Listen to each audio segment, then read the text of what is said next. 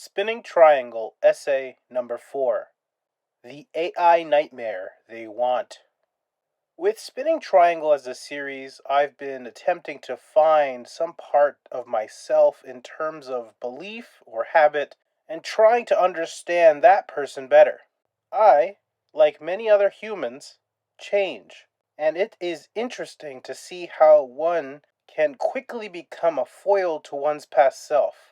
Being a child of sci fi fantasy, those wonderful worlds felt so distant, yet some delusion also made it seem attainable in some way. From 2006 to around 2020, I believed in the technological singularity. I thought that they were going to make an AI that was smart enough to improve itself and then eventually reaching true exponential change upward. When the dust settles, the world gains some kind of godlike intelligence that ultimately created itself.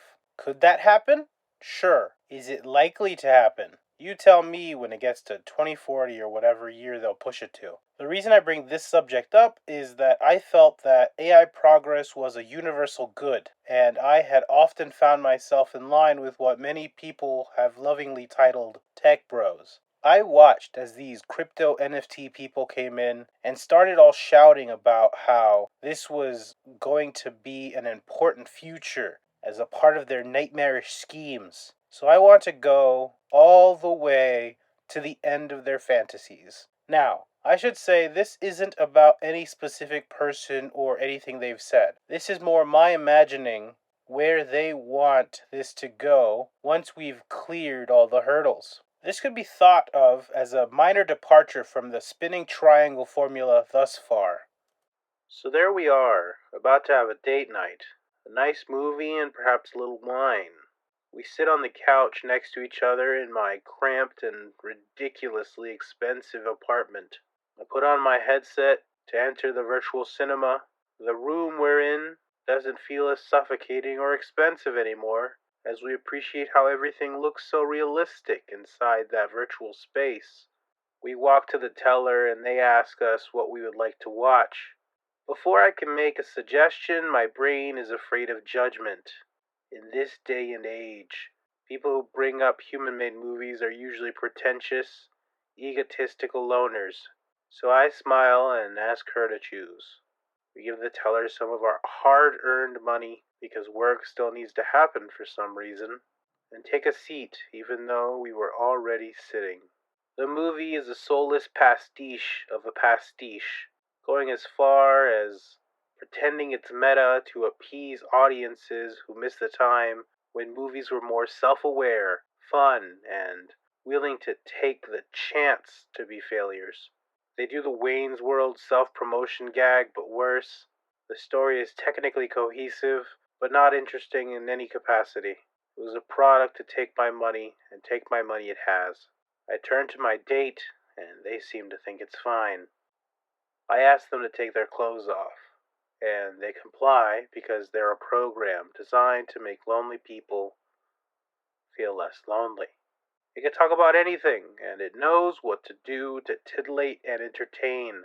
It can be designed to look any way that appeases the consumer, and it is a product made to take my money away.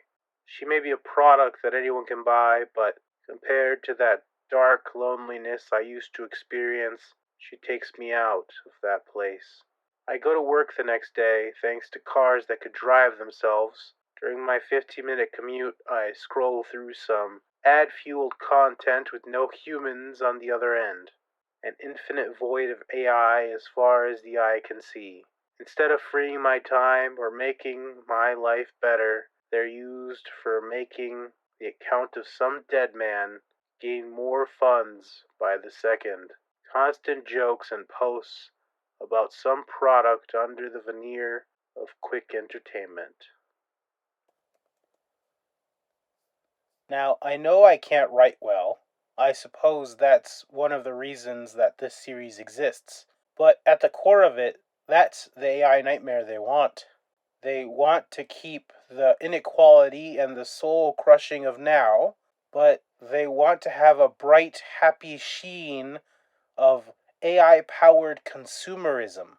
These people watch things like Blade Runner and ex machina, and all their brain does is think about ways to make even more money.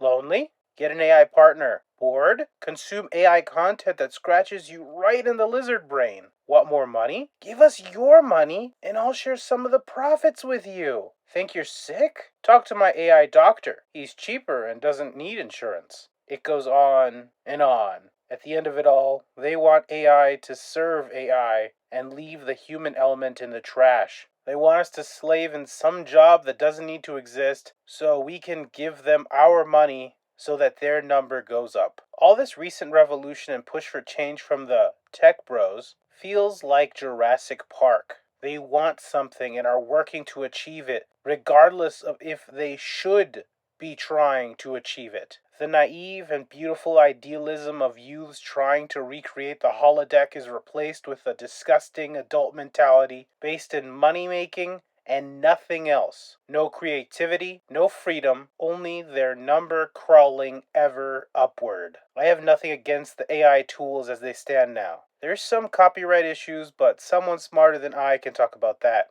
There's lots that can be learned and done using them as tools and understanding their shortcomings. If we do get closer to an AGI, the truth is that rich people would try to use them to replace labor as efficiently as possible, making everything worse for those who don't already have massive coffers of money. In 2020, I stopped believing the technological singularity because regardless of if it was going to happen or not, there's no need to put energy into something so silly. Before we get anywhere near there are systemic issues across the globe of far greater importance. How could I daydream about some magical fix when hundreds of thousands of people die of preventable disease because they aren't profitable to cure? I suppose what I'm trying to say is that the daydreaming kid who used to think about that benevolent AI has been replaced with one who can't quite ignore the suffering around him anymore.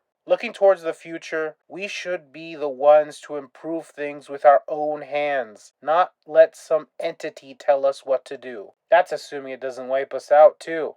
The power to make this world a utopia is within our hands, and these delusions and gravitations towards personal wealth are how we're slowed down in making real progress.